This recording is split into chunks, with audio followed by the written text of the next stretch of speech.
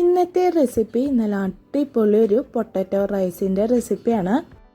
2 potato തൊലിയൊക്കെ കളഞ്ഞിട്ട് ചെറുതായിട്ട് അരിഞ്ഞെടുത്തിട്ടുണ്ട്. 1/4 ടീസ്പൂൺ മഞ്ഞൾപ്പൊടി, 1 ടീസ്പൂൺ കാശ്മീരി മുളകും പൊടി, 1/4 teaspoon garam masala, 1/2 teaspoon chicken masala, 1 teaspoon cornflour പൊടി, 1 ടീസ്പൂൺ അരിപ്പൊടി, ആവശ്യത്തിന് ഉപ്പും കൂടിയും ചേർത്തിട്ട് നന്നായി ഒന്ന് മിക്സ് ചെയ്തെടുക്കുക.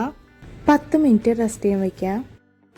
ഓയിൽ നന്നായി ചൂടായി വന്നിട്ടുണ്ട്. ഉരുളക്കിഴങ്ങ് ഇട്ട് കൊടുക്കുക. എന്നിട്ട് ഇതാവുന്നത് വരെ തിരിച്ച് മറിച്ചൊക്കെ ഒന്ന് ഇട്ട് കൊടുക്കുക കേട്ടോ.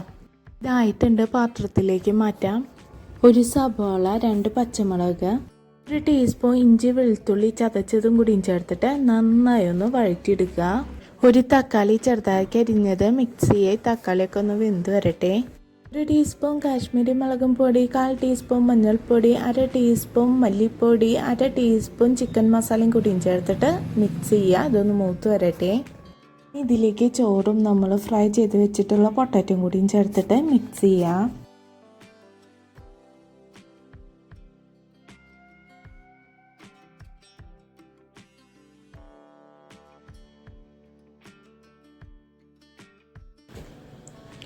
ഉപ്പ്, മല്ലിയില മിക്സ് ചെയ്ത് കൊടുക്കുക. ഇതായിട്ടുണ്ട്. നമുക്ക് പാത്രത്തിലേക്ക് മാറ്റാം. കിടിലൻ രുചിയാണ്. എല്ലാവരും ട്രൈ ചെയ്ത് നോക്ക്. ഇഷ്ടമായെങ്കിൽ ലൈക്ക്, ഷെയർ, സബ്സ്ക്രൈബ്.